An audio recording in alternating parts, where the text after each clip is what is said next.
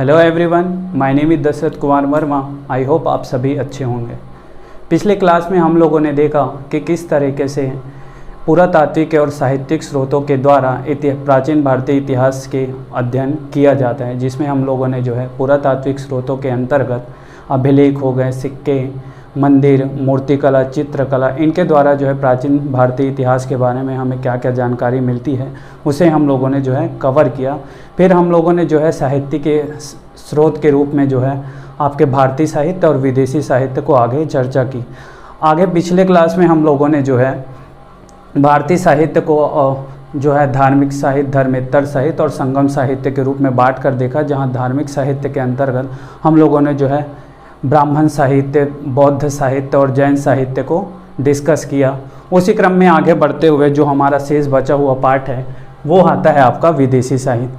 विदेशी साहित्य के अंतर्गत हम मुख्य रूप से जो रोम और यूनान के लेखकों ने जो है भारत की पृष्ठभूमि के बारे में क्या कहा, चीन के लेखकों ने जो है भारत की पृष्ठभूमि के बारे में क्या कहा, और फिर बाद में आगे चलकर जो है अरबी लेखकों ने जो है भारत की पृष्ठभूमि में के बारे में क्या कहा, इन सब चीज़ों की जो है हम विस्तृत वर्णन करेंगे। मेनली जो विदेशी विवरण जो हमें मिलते हैं वो मुख्य रूप से धर्मेतर ग्रंथों की तरह होते हैं, अर्थात जो है धर्म से अलग अन्य जो उस कालखंड के जो है सांस्कृतिक हो गया, राजनीतिक हो गया, इन मुख्य रूप से राजनीतिक, आर्थिक, इन सब की जानकारी अच्छे से देती है। तो उसी क्रम में जो है रोम और यूनान के लेखक के अगर हम बात करते हैं तो इसमें से जो है कुछ महत्वपूर्ण नाम आते हैं, जिसमें से पहला नाम आता है आपका हेरोडोटस। हेरोडोटस जो है आपके 5वीं ईसा पूर्व में जो है भारत और फारस, जो आज का वर्तमान ईरान है, उसके बारे में जो वहाँ भारत और फारस के बीच जो व्यापारिक संबंध थे उनकी जो है चर्चा उन्होंने अपनी एक पुस्तक हिस्टोरिका नामक पुस्तक में उन्होंने इस चीज़ को वर्णन किया। भारत और फारस के संबंध, फारस जो है वर्तमान का जो ईरान क्षेत्र है उसके बारे में उन्होंने जो है बताया। इसी क्रम में जो है जो पहली कृति होती है अर्थात वर्णन के क्रम में, जिसके कारण हेरोडोटस को जो है इतिहास का पिता भी कहा जाता है, इतिहास का पिता भी कहा जाता है। ठीक, आगे इसी के आगे क्रम में हम लोग देखते हैं तो सिकंदर के साथ जो है 3 लेखक जो है आते हैं, नियार्कस, अन्नेसिक्रिट्स और अरिस्टोबुलस। तो उनको भी थोड़ा देख लेते हैं।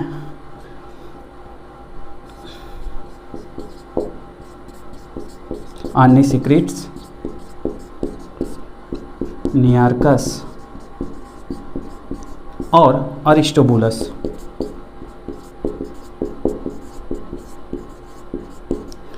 ये सभी मुख्य रूप से सिकंदर के साथ भारत आते हैं। अब जो आपका अन्नेसिक्रिट है उन्होंने जो है सिकंदर के ऊपर जो है अपनी जीवनी लिखी है, और अरिस्टोबुलस ने जो है हिस्ट्री ऑफ वार करके एक बुक लिखा है। हिस्ट्री ऑफ वार नामक जो है इनका जो है बुक जो है काफ़ी फेमस है। अगर हम बात करें मुख्य रूप से जो रोम और यूनान के लेखक हैं उनमें जो है एक महत्वपूर्ण नाम आता है मेगास्थनीज का।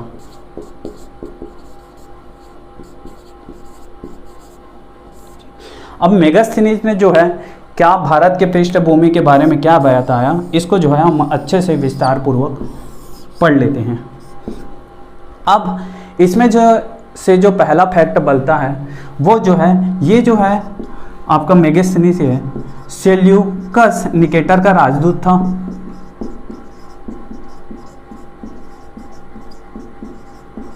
और 304 ईसा पूर्व से 299 ईसा पूर्व के बीच जब चंद्रगुप्त मौर्य का शासनकाल चल रहा था, उस दौरान जो है चंद्रगुप्त मौर्य के दरबार में वो जो है आते हैं।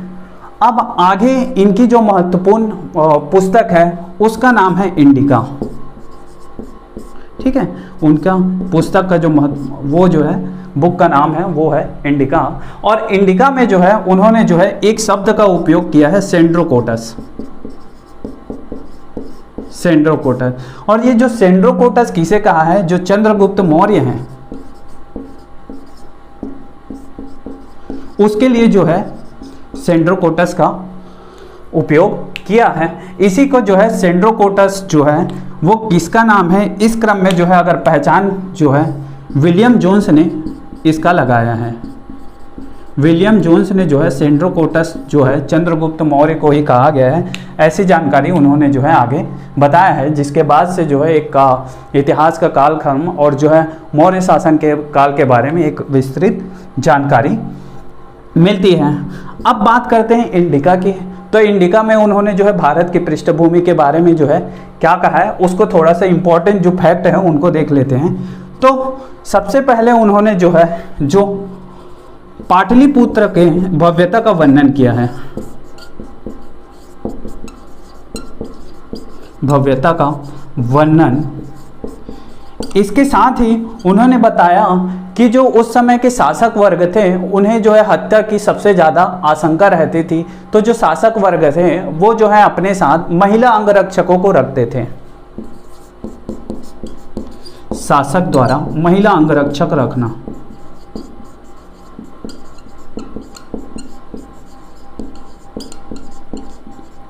अर्थात एक तरीके से जो शासक रहते हैं वो महिला अंगरक्षकों से घिरा हुआ होता है। फिर अगर हम बात करते हैं भारत के बारे में, उन्होंने क्या कहा है, तो भारत के बारे में उन्होंने कहा है कि भारत जो है चतुर्भुज आकृति का देश है, चतुर्भुज आकृति का देश, चतुर्भुज आकृति का देश। और उन्होंने ये बताया कि जो उसके पूर्व और जो दक्षिण पार्ट है ये जो है मुख्यतः समुद्र से घिरे हुए हैं। इस तरीके से उन्होंने जानकारी दी। एक बात उन्होंने और कहा कि भारत में जो है लेखन कला का अभाव है, लेखन कला का अभाव, इस तरीके से उन्होंने जो है जानकारी देते हैं। एक महत्वपूर्ण बात जो है उन्होंने भारत के बारे में कहा कि यहाँ के जो कानून हैं वो लिखित नहीं है, कानून है वो जो है लिखित नहीं है। इस तरीके से उन्होंने जो है अपने जो इंडिका है उस पुस्तक में जो है भारत के बारे में लिखा। एक दो जानकारी और उन्होंने देते हैं जो हालांकि उतना इम्पोर्टेंट नहीं है, कि उन्होंने ये बताया कि जो यहाँ जो है एक चींटी मिलती है जिसकी खाल जो है चीते की तरह होती है और वो उसका उपयोग जो है सोना खोदने के लिए किया जाता है। तो इस तरीके से उन्होंने जो है बात की।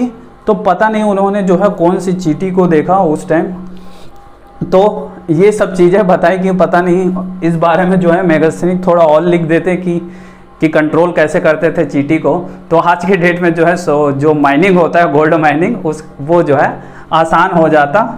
अब पता नहीं वो चींटी भी कहाँ चले गई, आज लगता है वो IUCN में के लिस्ट में शामिल हो गई होगी इस तरीके से। अब आगे उन्होंने एक और चीज़ बताया कि जो है यहाँ जो है बिना मक्खियों के जो है शहद तैयार किया जाता है। इस तरह की बातें भी उन्होंने बताई। आगे चलकर वो बताते हैं कि जो इस क्षेत्र में जहाँ जो चंद्रगुप्त मौर्य जो भारत के बारे में उन्होंने बताया कि यहाँ जो है समाधियों के ऊपर पत्थर वगैरह रखे जाते हैं और मेनली जो है मदिरा वगैरह का प्रयोग जो है यज्ञ के लिए किया जाता है। इस तरीके की जानकारी उन्होंने जो है दी। और कहीं ना कहीं ये जो इम्पोर्टेंट चीज़ें हैं उन्होंने जो है आगे बताई। तो ये हो जाता है आपका मेगास्थनीज का विवरण। आगे जो कुछ और महत्वपूर्ण जो लेखक होते हैं उनमें नाम आता है डाइमेकस और डायनीसियस।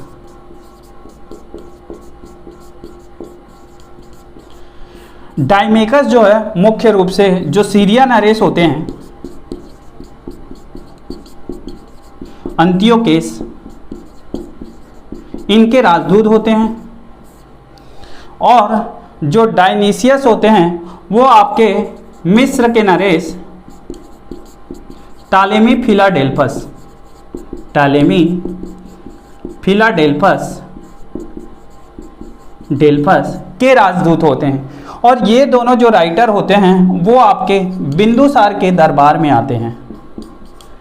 ठीक है, तो इस तरीके से जो कुछ महत्वपूर्ण जो लेखक हैं उनके नाम यहाँ पास दिखाई देते हैं।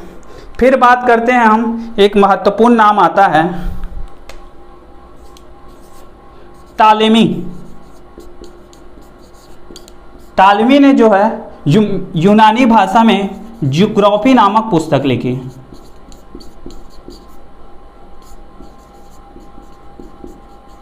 यूनानी भाषा में आपका ज्योग्राफी नामक पुस्तक लिखी, जो एक तरीके से रोम और यूनान के लेखकों में जो है महत्वपूर्ण नाम आता है। फिर एक महत्वपूर्ण नाम आता है आपका प्लिनी। प्लिनी की जो बुक है उसका नाम है नेचुरल हिस्ट्री।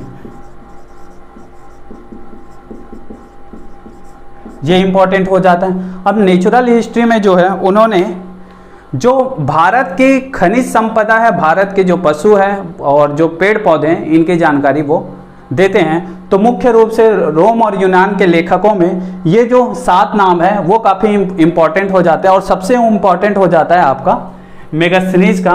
और उसके जो ये जो फैक्ट हैं कि किस कालखंड मतलब किस कालखंड के दौरान आए, किस शासक वर्ग के दौरान आए, उनकी जो पुस्तक है। और कुछ क्वेश्चन ऐसे भी बन जाता है कि सेंड्रोकोटस जो है किस शासक वर्ग को कहा गया है और किस लेखक ने कहा गया है, इस ऐसे भी क्वेश्चन आते हैं। तो रोम और यूनान के लेखकों में ये चीज़ें आती हैं। अब बात करते हैं हम चीन के लेखकों की।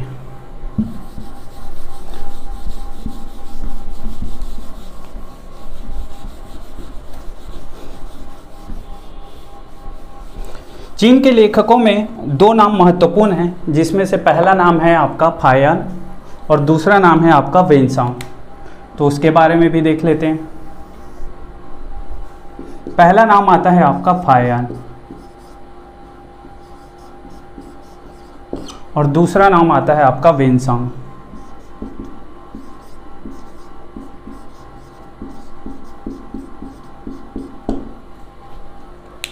बात करते हैं फायान की। फायान जो है मेनली जो चीन से पेशावर के रास्ते होते हुए भारत में प्रवेश करते हैं और भारत में प्रवेश करने के साथ जो है ताम्रलिप्ति से जावा होते हुए वापस चीन, ताम्रलिप्ति से आपका चीन फिर जावा होते हुए वापस चीन की ओर चले जाते हैं। और इसी क्रम में वो जो है 399 से 414 ईस्वी के बीच भारत में प्रवेश करते हैं। इस दौरान जो है गुप्त वंश के शासक चंद्रगुप्त द्वितीय का शासनकाल रहता है। चंद्रगुप्त द्वितीय का शासनकाल रहता है। इनकी जो पुस्तक है उसका नाम है फ्यो क्यो की, इसे ही कहा जाता है a record of Buddhist country.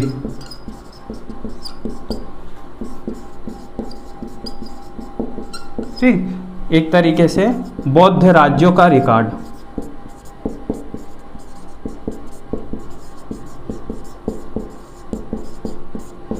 अब ये जो फोक्योकी है, ठीक है, उनमें वे क्या बताते हैं कि भारत में जो है मुख्य रूप से बौद्ध धर्म और हिंदू धर्म काफ़ी लोकप्रिय थे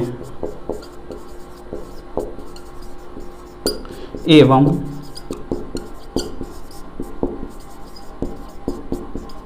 हिंदू धर्म लोकप्रिय थे। अब इसी क्रम में जब वो भारत में जो है 14 साल बिताते हैं, जिसमें से 3 साल वो पाटलिपुत्र में रहते हैं।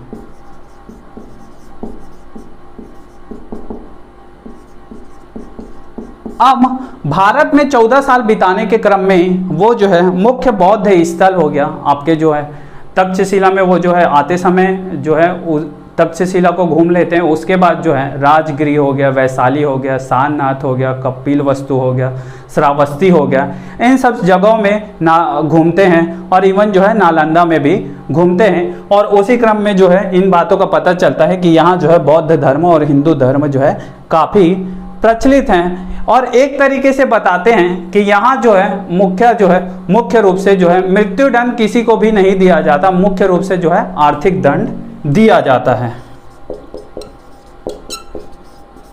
आर्थिक दंड दिया जाता है। ठीक, और उसी क्रम में वे बताते हैं कि यहाँ जो है प्राणियों की हत्या का पूर्णतः निषेध होता है, अर्थात जो है प्राणियों को जो है नहीं मारा जाता और लोग जो होते हैं वो प्याज हो गया, लहसुन हो गया या मदिरा हो गया, इनका जो है सेवन नहीं करते हैं। अपवाद के रूप में जो है चंडाल जो होते हैं वो जो है इन सब चीज़ों का जो है सेवन करते हैं और उन्होंने जो है एक तरीके से पूरा चंडाल का जो है एक तरीके से पूरा ऐसे ही लिख डाला, मतलब इनकी जो रचना है फोक ओक्यू में वहाँ जो है चंडालों का जो है विस्तृत वर्णन दिखाई देता है।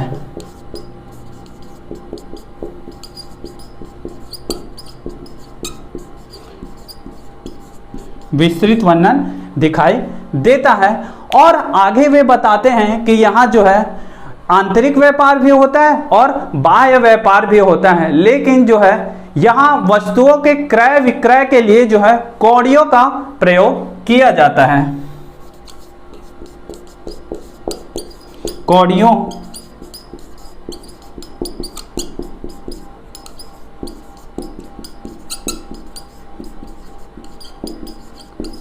क्रय विक्रय हेतु आगे चलकर वो जो है कहीं ना कहीं जो भारत के बंदरगाह वगैरह हैं इनको नामों के भी वो जो है चर्चा करते हैं। तो इस तरीके से जो है फायान के विवरण में हमें जो है इन सब चीज़ें, इन सारी बातों का पता चलता है।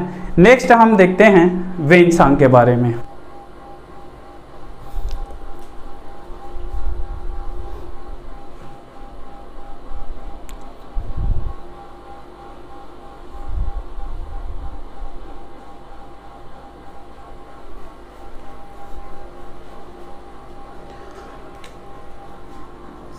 वेनसांग जो है 629 से 644 ईस्वी के बीच जो रेशम मार्ग है,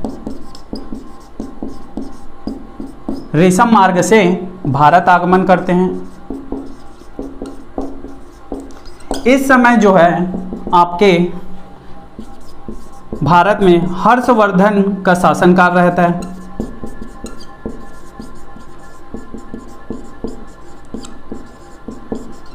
अब इनकी जो महत्वपूर्ण बुक है, जो इनकी पुस्तक है, उसे कहा जाता है CU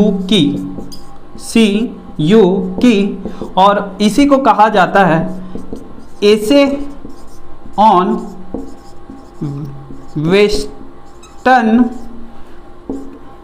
वर्ल्ड, अर्थात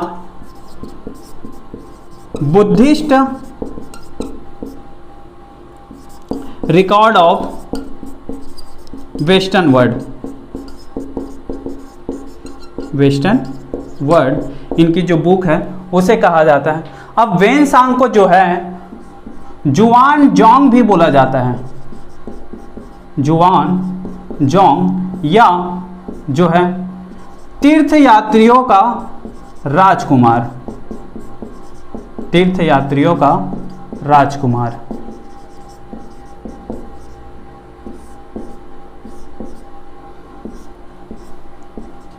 अब CU में वो जो है भारत के बारे में क्या बताते हैं कि जो भारत है मुख्य रूप से उनके जो शहरी जीवन है उनका जो है वर्णन वेनसांग के CU में मिलता है। शहरी जीवन का वर्णन, और इसके साथ वो बताते हैं कि जो नालंदा हो गया और नालंदा नहीं, कपिलवस्तु और श्रावस्ती हो गया, ये जो धार्मिक महत्व की जो स्थल हैं वो जो है अपना महत्व खो चुके हैं। और जो नालंदा है और जो आपका वल्लभी है, जो नालंदा आपका बिहार और वल्लभी आपका आएगा गुजरात में, ये दोनों जो है नए शिक्षा केंद्र के रूप में उभर कर सामने आ चुके हैं। नालंदा एवं वल्लभी नए शिक्षा के केंद्र बन चुके हैं।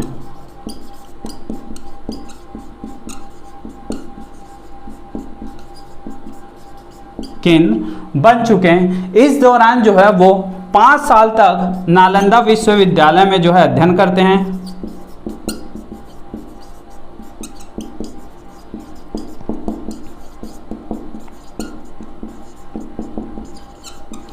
इस दौरान वहाँ के जो आचार्य होते हैं वो शीलभद्र होते हैं। शीलभद्र होते हैं। इसी क्रम में वो बताते हैं कि जो है भारत में जो है यात्रा करना असुरक्षित है। भारत में यात्रा करना असुरक्षित है।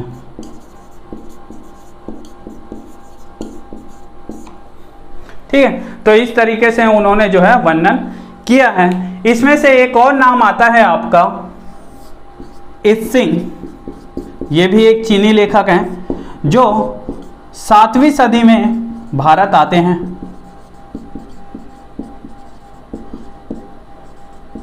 और नालंदा एवं विक्रमशिला विश्वविद्यालय के बारे में उल्लेख करते हैं।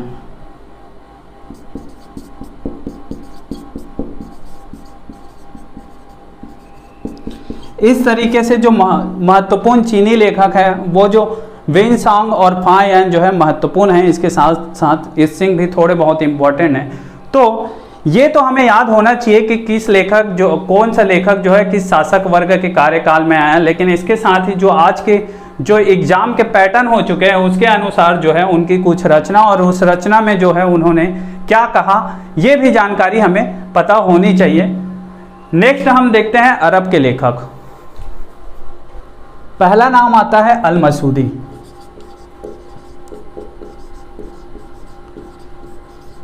इनकी जो रचना है वो कहलाती है मुरुज उल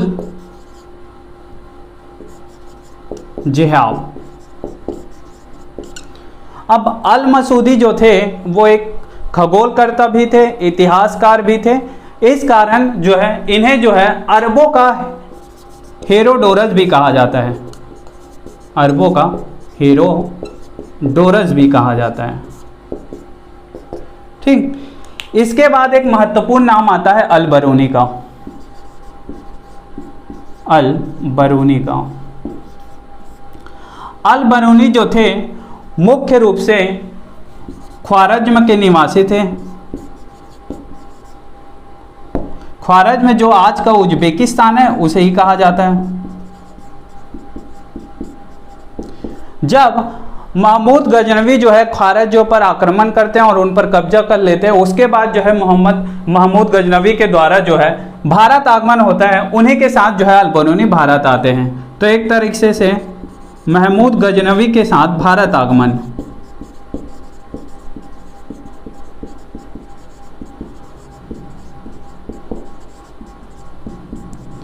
और महमूद गजनवी की जो जीवनी है उसे अल बरूनी ने जो है तारीख यामनी नाम से लिखा है। तारीख यामनी नाम से इनकी जो जीवनी है उनको जो है अल बरूनी ने जो है तारीख यामनी नाम से लिखा है। बात करते हैं इसके और पुस्तक की, तो एक नाम आता है किताब उल हिंद। किताब उल हिंद या इसे ही तहकीक ए हिंद भी कहा जाता है।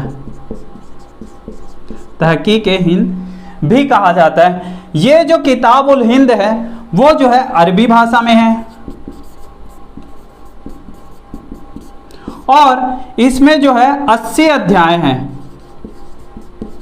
अब इन 80 अध्यायों में जो है आपके दर्शन हो गए, धर्म हो गए, जो भारत की प्रथाएं हो गए, माप तौल प्रणाली हो गए और बहुत सारे अध्यायों का मतलब एक तरीके से टॉपिक का वर्णन जो है आपके किताब उल हिंद में होता है। इस बुक में जो है किसी भी अध्याय की शुरुआत जो है, किसी भी अध्याय की शुरुआत एक प्रश्न से होती है। प्रश्न से होना। अब आगे क्रम में अल बरूनी जो है कहीं ना कहीं आगे जो है संस्कृत सीखते हैं और संस्कृत सीखने के क्रम में जो है जो ब्राह्मण ग्रंथ हैं जैसे वेद पुराण हो गया, इन सब चीज़ों को जो है वो संस्कृत में से समझते हैं और आगे चल के जो 4 वर्ण है, 4 आश्रम है, इन सभी चीज़ों का भी उल्लेख वो करते हैं। तो इस तरीके से जो है अल-बरूनी के जो महत्वपूर्ण जो आपके बुक हो गए उनमें जो है क्या क्या बताया गया है, इन सब चीज़ों के बारे में हम पढ़ते हैं। इसके बाद एक महत्वपूर्ण नाम आता है इब्न बतूता।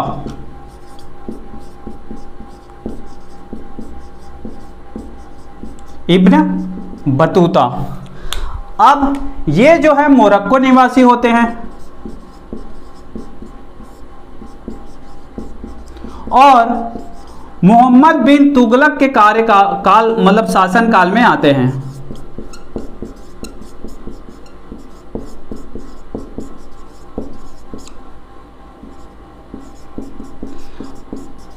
अब इनसे जो है प्रभावित होकर मोहम्मद बिन तुगलक जो है इन्हें जो है दिल्ली का काजी नियुक्त करते हैं।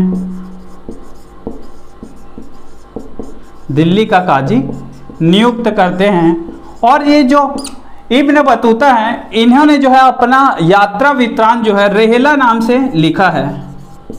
ठीक है, तो कभी कभी रेहला जो है किसकी कृति है ये भी जो है पूछा जाता है, इब्न बतूता की जो है कृति है।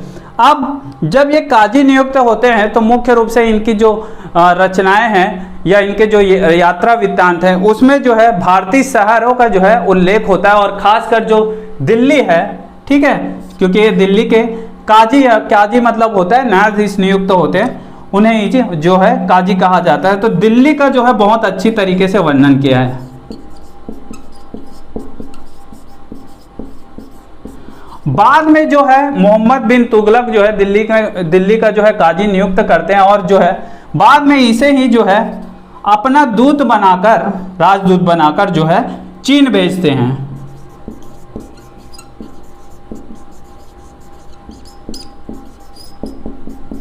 मोहम्मद बिन तुगलक द्वारा।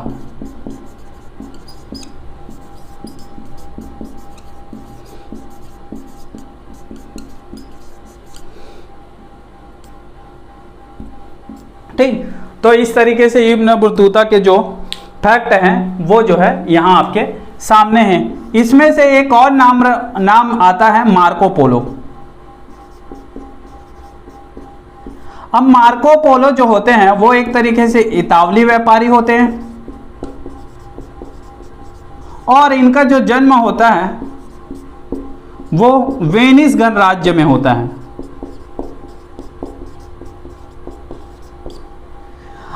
ये जो है मुख्य रूप से जो काकतीय साम्राज्य में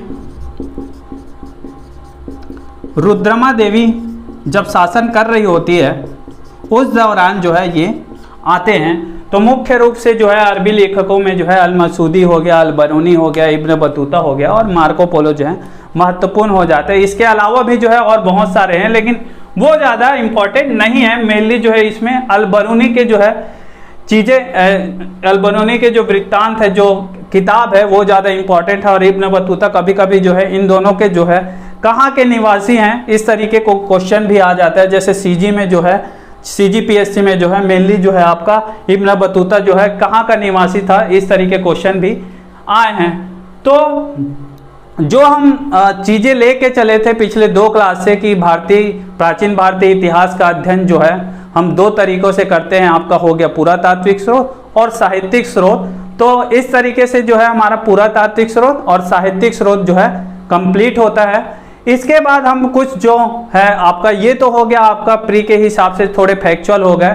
हालांकि जो है ये जो 3 क्लास हैं वो जो है काफ़ी फैक्चुअल हुए हैं, लेकिन उन्हीं फैक्चुअल चीज़ों का उपयोग जो है हम अगर मेंस लिखते हैं तो जब मेंस में अगर जैसे आपसे क्वेश्चन पूछ लिया गया कि अल-बरूनी के जो है अल-बरूनी के बारे में बताइए इस तरीके से, अगर आप स्टेट PCS का देते हैं तो ये सब चीज़ें आप कुछ लिख सकते हैं।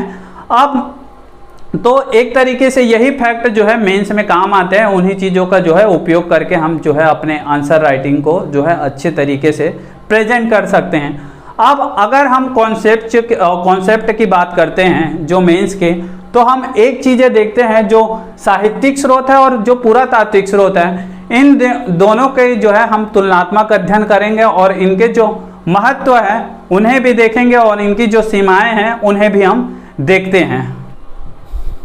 बात करें हम पुरातात्विक स्रोतों की, तो जो पुरातात्विक स्रोत होते हैं वो एक सीमित जानकारी देते हैं,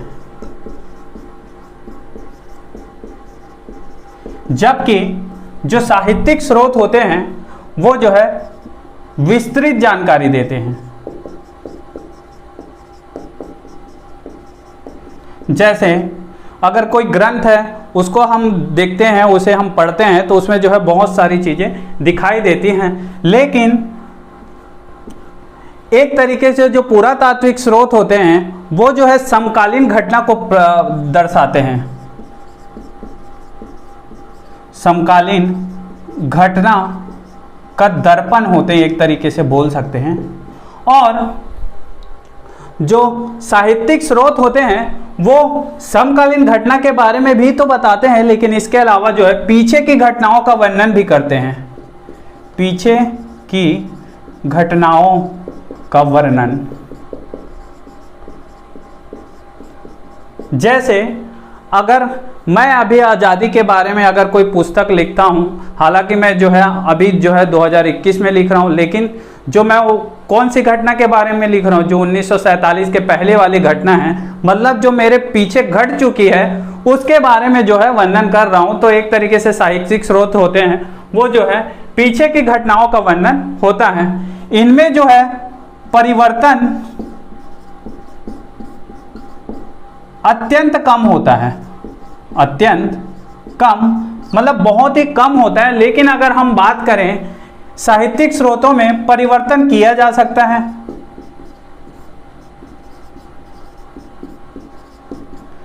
या परिवर्तन होता है। अब परिवर्तन का आशय ये है कि अगर कोई ग्रंथ है उसमें जो है छेड़छाड़ हो सकता है, जैसे कुछ किसी शासक वर्ग के बारे में कुछ बताया गया हो निगेटिव बात, वो जो है आगे अगर उसी चीज़ को जो है एक और नए लेखक लिखते हैं तो वो जो निगेटिव बात है उसे जो है पॉजिटिव शो कर सकता है। लेकिन जो पुरातात्विक स्रोत होते हैं, जैसे एक बार जो है अभिलेख में खुद गए, उसे जो है मिटा तो सकते हैं, लेकिन ये नहीं कि हम उसको बदल सकते हैं कि उसको हटा दिए फिर उसके जगह नए चिपका दिए, इस तरीके से चीज़ें नहीं होती। तो एक तरीके से बोल सकते हैं इनमें जो है काल्पनिकता होती है और इनमें जो है काल्पनिकता नहीं होती। ठीक है, काल्पनिकता या फिर व्यक्तिगत भावना समाहित होती है। अब व्यक्तिगत भावना समाहित होता है, जैसे कोई लेखक है वो जो है किसी शासक वर्ग के निगेटिव चीज़ें हैं उन्हें तो बताएगा नहीं, ठीक है, तो उसके लिए क्या करेगा, वो उनके जो है निगेटिव बातों को छुपा देगा और सिर्फ पॉजिटिव बातों को ही लिखेगा, क्योंकि वो जो है उसका दरबारी कवि है और भाई वो जो है अपने राजा के बारे में तो बुरा लिखेगा नहीं। ठीक है, तो ये सब चीज़ें आती हैं कि व्यक्तिगत भावना जो है आपके साहित्यिक स्रोतों में दिखती है। लेकिन अगर हम बात करें कि परिवर्तन होता है कि नहीं होता है, तो कुछ पुरातात्विक स्रोत, जैसे कि मैंने बताया था जब हम लोग अभिलेख वाला पोर्शन पढ़ रहे थे, कि कुछ अभिलेख जो है आपके जो है टोपरा, जो हरियाणा का टोपरा है, मेरठ है, वहाँ से जो है दिल्ली लाया जाता है। और वैसे ही जो हम अशोक के अभिलेख देखे थे, प्रयाग प्रशस्ति अभिलेख, उसे भी जो है इलाहाबाद के किले में लाया जाता है। फिर उसमें जो है समुद्रगुप्त हो गए, अकबर हो गए, जहांगीर हो गए, इन सभी का नाम भी देखने को मिलता है। तो एक तरीके से परिवर्तन वहाँ भी संभव है, लेकिन साहित्यिक स्रोतों की अपेक्षा जो है पुरातात्विक स्रोतों में जो है परिवर्तन जो है बहुत ही कम देखने को मिलते हैं। तो इस तरीके से जो है पुरातात्विक स्रोतों के कुछ अपने महत्व हैं, तो कुछ उनकी जो है सीमाएं हैं। वैसे ही साहित्यिक स्रोतों के अगर विस्तृत जानकारी देती है तो उनमें जो है छेड़छाड़, परिवर्तन या फिर काल्पनिकता या व्यक्तिगत भावना जो है ज़्यादा समाहित होती है। तो इस तरीके से जो हमारा साहित्यिक स्रोत है और पुरातात्विक स्रोत है, आपके जो प्री के प्रोस्पेक्ट से और मेंस के प्रोस्पेक्ट से दोनों जो है यहाँ पास कंप्लीट होता है। अब इसमें से जो है एक दो चीज़ें और मुझे समझानी है, जैसे कि उत्खनन की विधियाँ,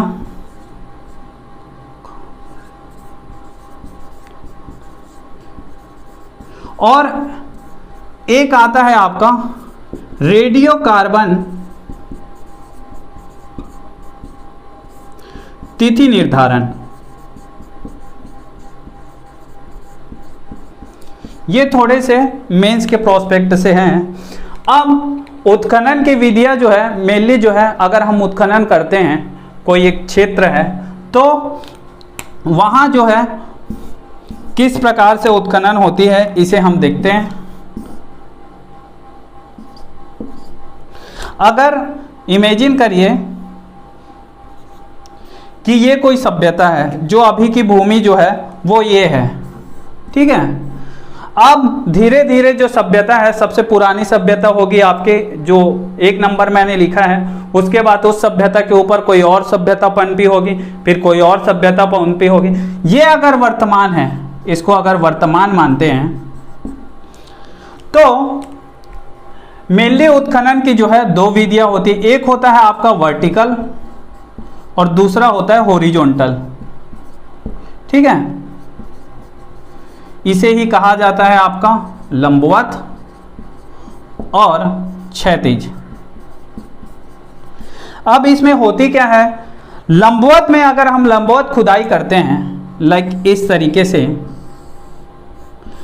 तो हम देखते हैं कि लंबवत खुदाई करने पे हमें बहुत सारी सभ्यता का ज्ञान होता है। जैसे हमें 4 नंबर वाले सभ्यता का भी प्रमाण मिलेगा, 3 का भी, 2 का भी, 1 का भी मिलेगा। लेकिन जो हम देखते हैं यहाँ पास हमें किसी भी सभ्यता का एक सीमित मात्रा में ही ज्ञान मिल पाता है। तो लंबवत खुदाई से आपके फायदे हैं कि हमें जो है एक से ज़्यादा सभ्यता के बारे में परिचय मिलता है, लेकिन जो है उन सभ्यताओं के एक निश्चित क्षेत्र या सीमित जानकारी ही हमें मिलती है।